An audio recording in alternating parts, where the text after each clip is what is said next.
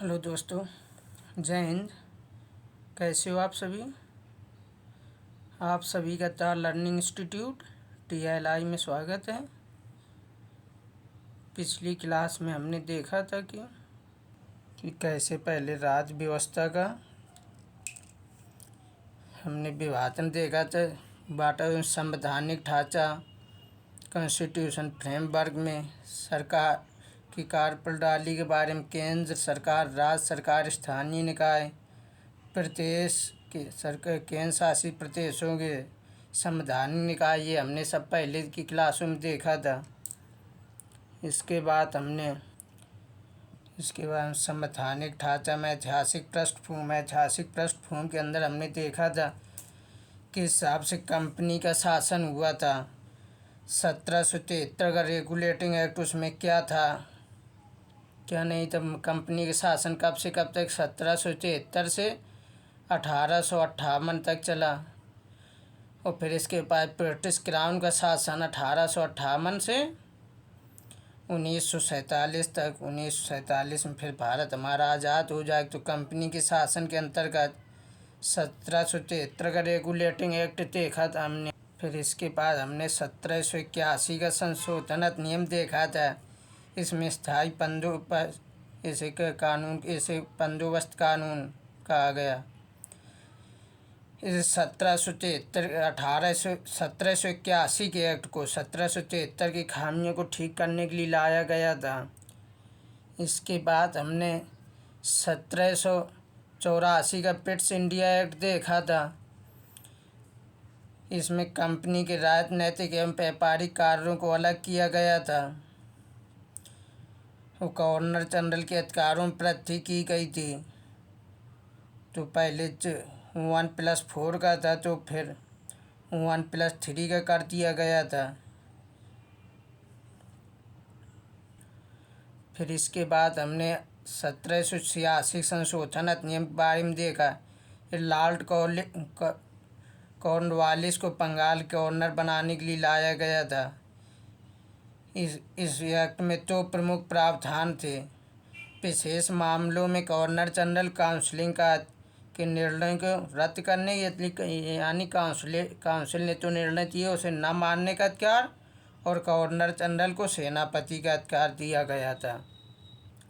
इसके बाद हमने देखा था 1793 चार्टर एक्ट। ये प्रथम चार्टर एक्ट था, क्योंकि 1773 में रेगुलेटिंग एक्ट आया। फिर 1784 में पिट्स इंडिया एक्ट, 1786 में संशोधन अधिनियम, और 1793 में पहला चार्टर एक्ट आया। जो 1786 के जो संशोधन अधिनियम था उसे लगा दिया हुआ। अगले 20 वर्षों के लिए कंपनी का अधिकार बढ़ा दिया गया 1793 में। और बंगाल के गवर्नर जनरल को मद्रास और बम्बई के गवर्नरों को पर्यवेक्षण का अधिकार दे दिया गया। और पोर्ट ऑफ कंट्रोल की बात की गई। फिर इसके 20 साल बाद 1813 का चार्टर एक्ट, जिसमें कंपनी के एकाधिकार समाप्त कर दिया गया, लेकिन चाय और चीन के साथ व्यापारिक एकाधिकार बना रहा।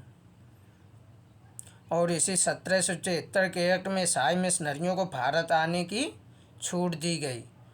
और 1773 के चार्टर एक्ट में कहा गया कि कंपनी प्रतिवर्ष शिक्षा के लिए 1 लाख रुपए खर्च करेगी।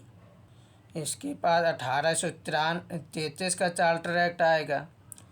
ये सब हमने विस्तार पूर्वक पहले पढ़ा चुके, जल्दी एक बार रिवीजन के तौर पे थोड़ा थोड़ा बताते जा रहे हैं। बंगाल के गवर्नर जनरल को भारत का गवर्नर जनरल इसके द्वारा बना दिया गया था। इसकी ये मुख्य विशेषता थी। इसके बाद 1853 का चार्टर एक्ट, ये अंतिम चार्टर एक्ट था। इसके बाद कोई भी नहीं आएगा। तो पिछले के 1773 का रेगुलेटिंग एक्ट हो चाहे चार्टर एक्ट हो, इनमें सब में कंपनी के लिए एक विशेष समय के लिए अधिकार दिया गया था। सब में 20-20 वर्षों के लिए उसके शासन का अधिकार बढ़ाया गया था। लेकिन 1853 के चार्टर एक्ट में ऐसा कुछ नहीं कहा गया। उसमें कहा गया तब तक ब्रिटिश क्राउन चाहेगी, यानी तब तक इंग्लैंड की संसद आएगी, तब तक राज कभी भी छीना जा सकता राज। वो खुली प्रतियोगिता परीक्षाओं कराने जाने लगी इसके द्वारा, किसके 1853 के चार्टर एक्ट के द्वारा। फिर इसके बाद आया 1858 का भारत शासन अधिनियम, जिसमें कंपनी के शासन को समाप्त कर दिया गया और सीधे ब्रिटिश क्राउन का शासन स्टार्ट कर दिया गया। और पहले तो गवर्नर जनरल थे, वो अब वायसराय कहलाने लगे। भारत का ऐसा पहला वायसराय लॉर्ड कैनिंग बने। फिर इसके बाद आएगा 1861 का भारत शासन अधिनियम, इसमें विधानसभाओं की स्थापना की गई। वायसराय कार्यकारिणी परिषद में नियुक्ति का अधिकार दिया गया, जिसमें मिनिमम 6 सदस्य और मैक्सिमम 12 सदस्य नियुक्त कर सकते थे। 1861 के भारत शासन अधिनियम के अनुसार 3 भारतीयों को वायसराय कार्यकारिणी परिषद में नियुक्त किया गया। वो 3 भारतीय कौन? बनारस के राजा और पटियाला के महाराज और दिनकर राव। 1861 के भारत शासन अधिनियम के अंतर्गत 1882 में शामिल किया गया था। मद्रास और बॉम्बे प्रेसिडेंसियों को पीछे शक्तियाँ दे दी गई वापसी। इसके बाद 1892 का भारत शासन अधिनियम आया। वायसराय को अपनी परिषद में मिनिमम 6 सदस्य और मैक्सिमम 16 सदस्यों की नियुक्ति की प्रक्रिया दी गई। निर्वाचन जैसी प्रक्रिया प्रारंभ इसमें 1892 से की गई। और केंद्रीय विधान परिषद में भारतीय सदस्यों को बजट पर बहस करने तथा प्रश्न पूछने का अधिकार 1892 के भारत शासन अधिनियम द्वारा प्राप्त हुआ। फिर 1909 का भारत शासन अधिनियम, जैसे पार्लियामेंटो सुधार भी कहते हैं।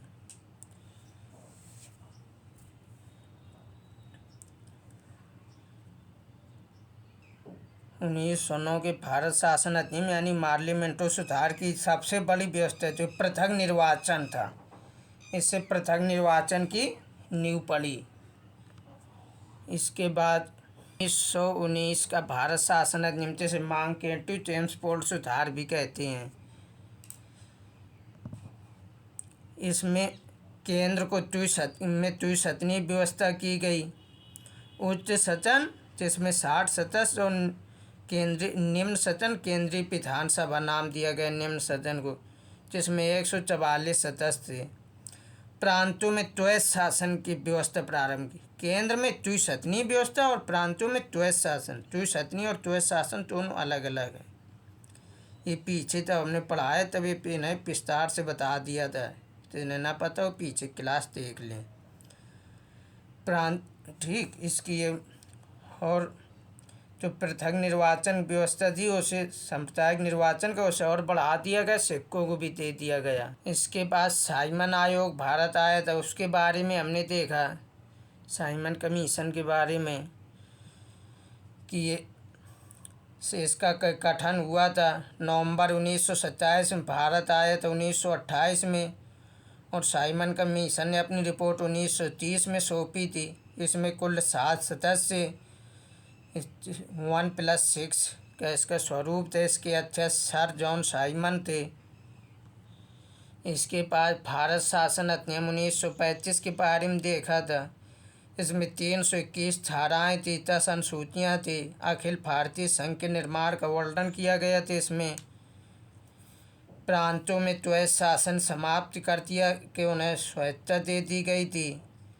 इसमें 3 सूचियों का वर्णन था, संघ सूची, राज्य सूची और समवर्ती सूची। के बाद हमने देखा था भारतीय स्वतंत्रता अधिनियम 1947, तो 20 फरवरी 1947 को पेश किया और 30 जून 1948 को पास हुआ।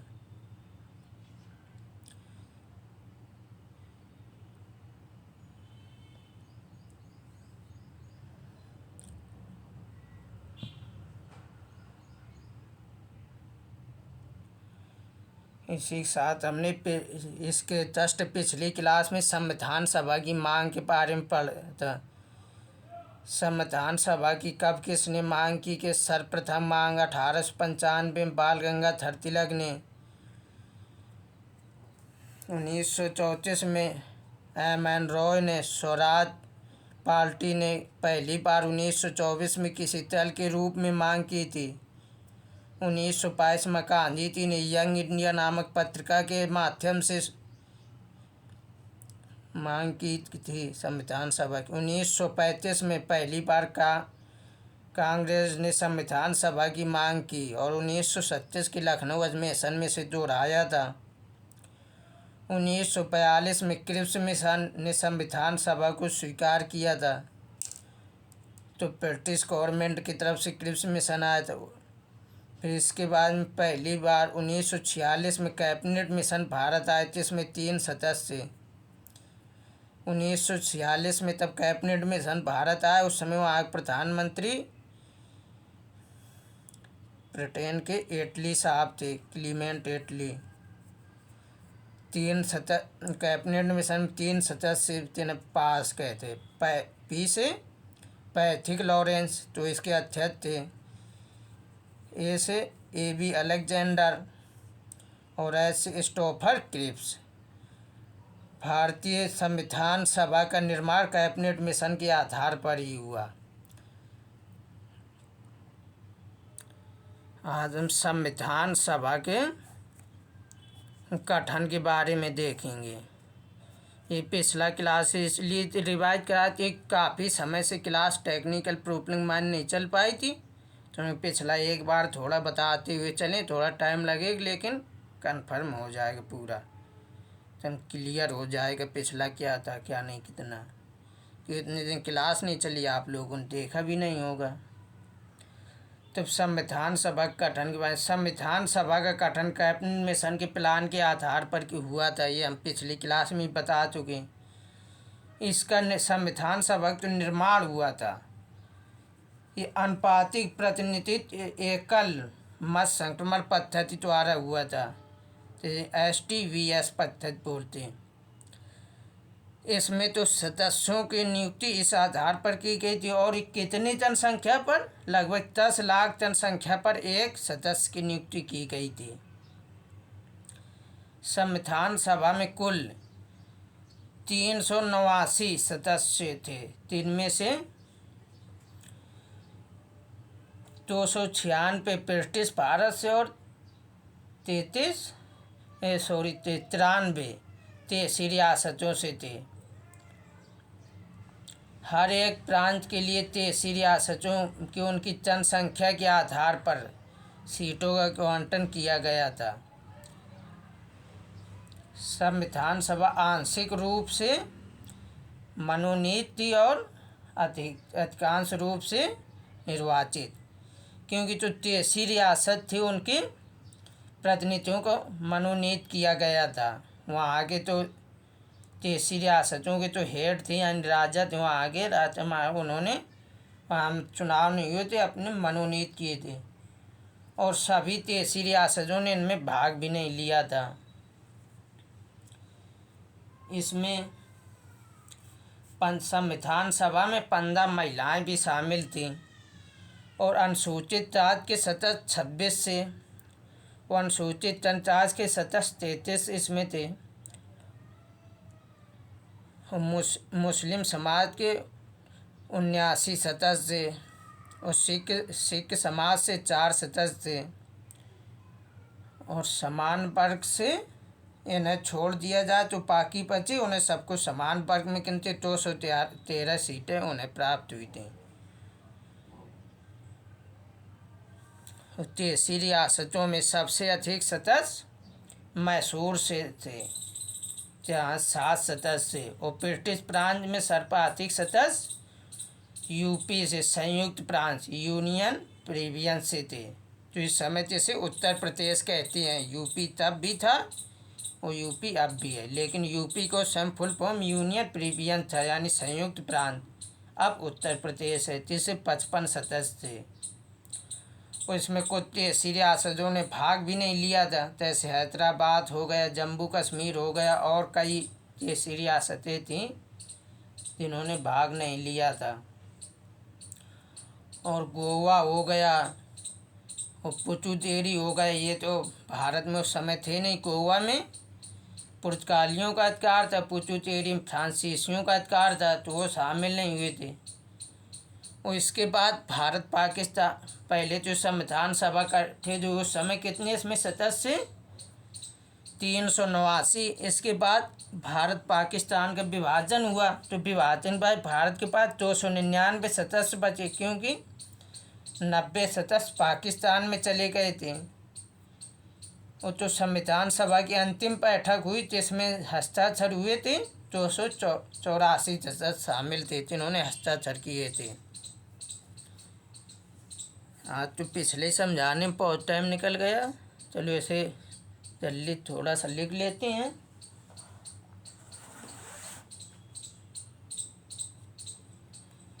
संविधान सभा में कुल सदस्य कितने थे?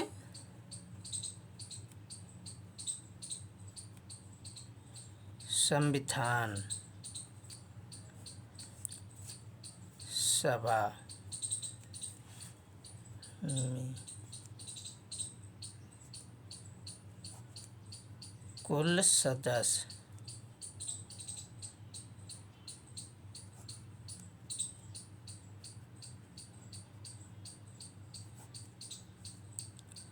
389। और संविधान सभा का गठन कैबिनेट मिशन के प्लान के आधार पर हुआ तो पिछले बार इसका निर्माण अनुपातिक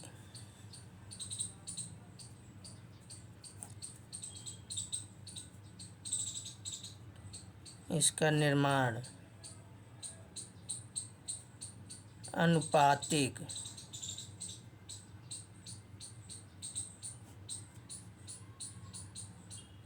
प्रतिनिधित्व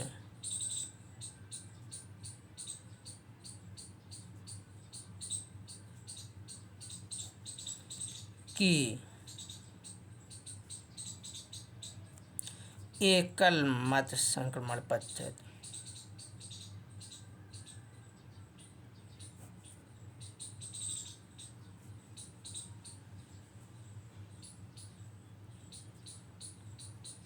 एकल मत संक्रमणीय पद्धति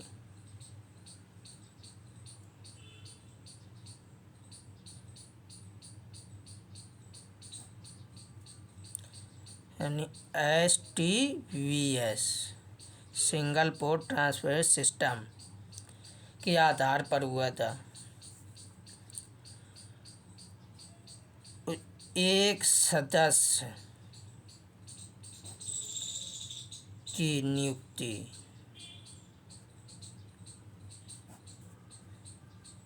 लगभग 10 लाख जनसंख्या पर की गई थी। जनसंख्या,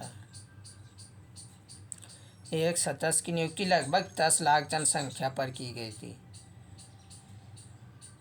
अब टोटल सदस्य कितनी हुई संविधान सभा में? संविधान सभा जिसमें टोटल सदस्य कितने थे? 389। तो 2 जगह बटे हुए थे 389 सदस्य। 2 जगह कौन कौन सी? 296 सदस्य ब्रिटिश भारत से थे।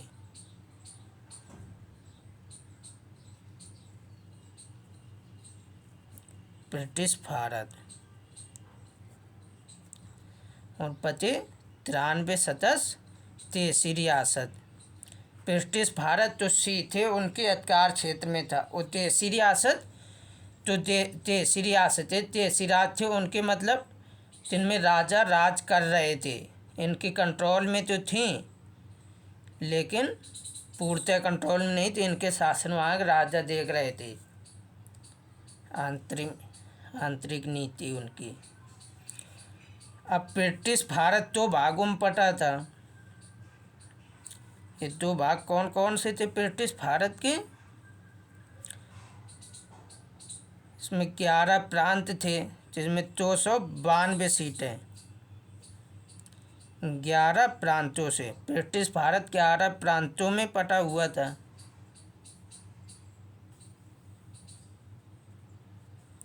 और बचे हुए जैसे अभी अपने राज्य और केंद्र शासित प्रदेश होते हैं, और 4 क्षेत्र थे। चीफ कमिश्नरी एरिया, चीफ कमिश्नरी एरिया यानी चीफ कमिश्नरी क्षेत्र। चारों क्षेत्र से एक एक सदस्य, ये 296 हो गए। इस हिसाब से उनका सीटों का बंटवारा था। अब कितनी सीटें कहाँ से थीं और किसके पास कितनी क्या, उस संबंध में देखते हैं। हर एक प्रांत और तहसील रियासत में उनकी जनसंख्या के आधार पर सीटें उन्हें दी गई थीं। जो छोटी तहसील रियासतें थीं उन्हें कई रियासतों को मिलाकर एक सीट दी गई थी।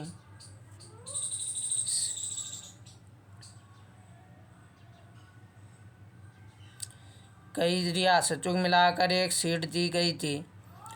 और किस में कितनी सीटें थी, क्या क्या किसके पास कितनी महिलाएं थी, इस संबंध में देख लेते हैं हम। ये तो पीछे हमने देखा, मतलब किस हिसाब सीटों को बंटवाया। अब किसके पास कितनी सीटें थी इस संबंध में देख लेते। तो संविधान सभा में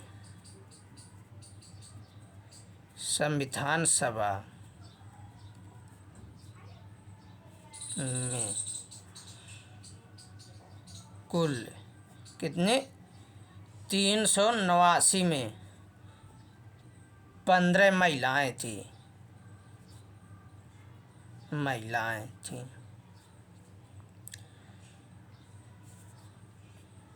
SC अनुसूचित जाति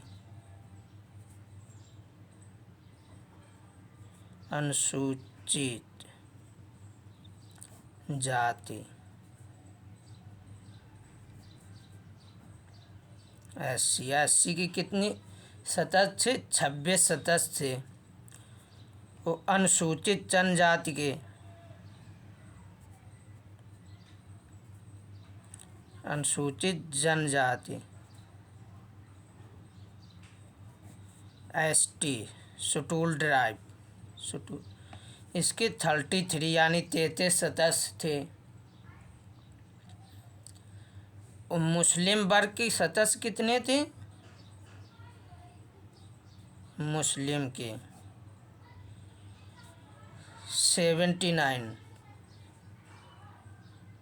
79 सदस्य। और सिख समाज से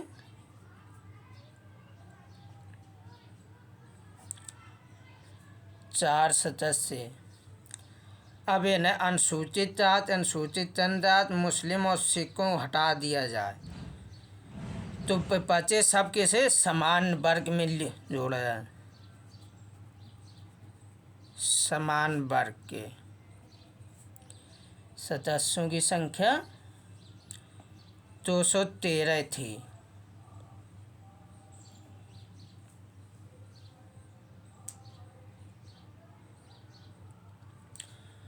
और सबसे ज़्यादा सीटें पार्टी के आधार पर देखी जाएंगी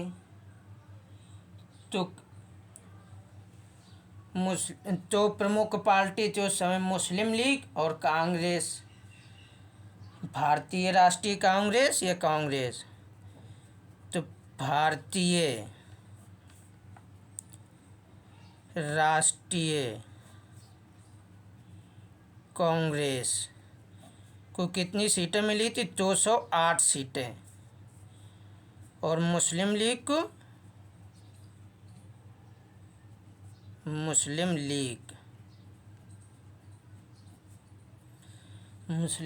के पास 73 सीटें थी।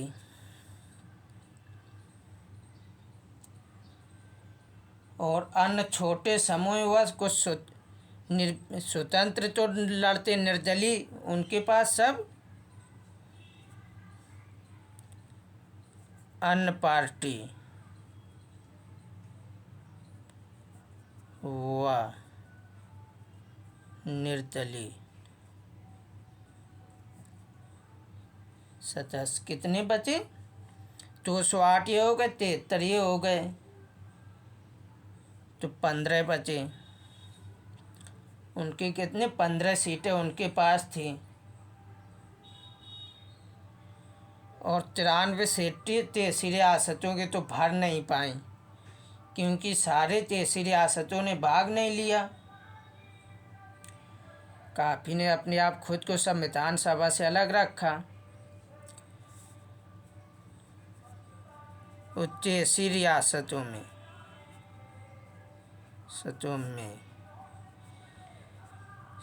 सबसे अधिक सीटें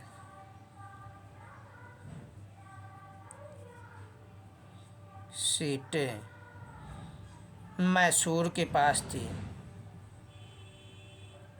7 सीटें। मैसूर के पास सबसे अधिक सीटें 7 सीटें थी। और ब्रिटिश प्रांतों में सबसे अधिक ब्रिटिश प्रांतों में सबसे अधिक सीटें यूपी के पास, यूपी यानी संयुक्त प्रांत कितनी 55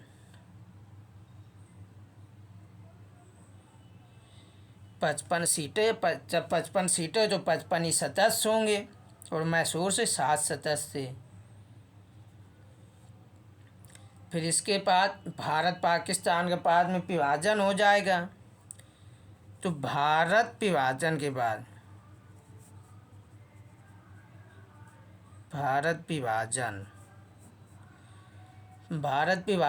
भारत के पास 299 सीटें बचेंगी क्योंकि 90 सीटें पाकिस्तान में चली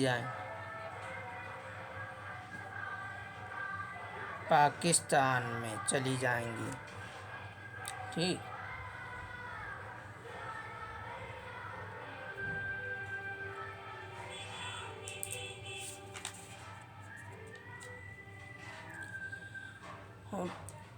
उस समय यदि गांधी जी को छोड़ दिया जाए तो सभी प्रमुख हस्तियां जितनी थी सब संविधान सभा में शामिल थी।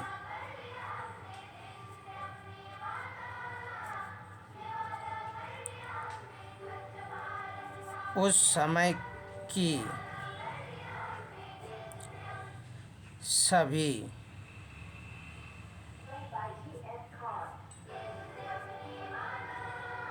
प्रमुख हस्तियां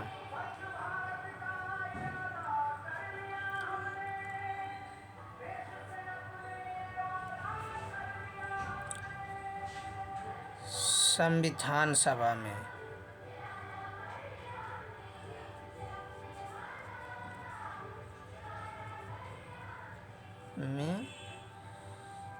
शामिल थी।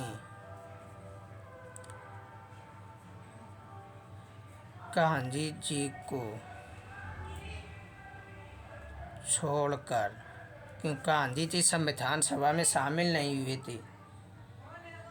तो आज की क्लास यहीं तक रखते हैं दोस्तों। क्लास कैसी लगी कमेंट करके ज़रूर बताएं। क्लास अच्छी लगी हो तो लाइक करें और दोस्तों को शेयर करें। यदि चैनल में नए हो, चैनल को अभी तक सब्सक्राइब नहीं किया तो हमारे चैनल को सब्सक्राइब अवश्य कर लेते, इससे आने वाली वीडियो की जानकारी मिलती रहे। तो क्लास यहीं तक आज तक। तो जय हिंद, जय भारत।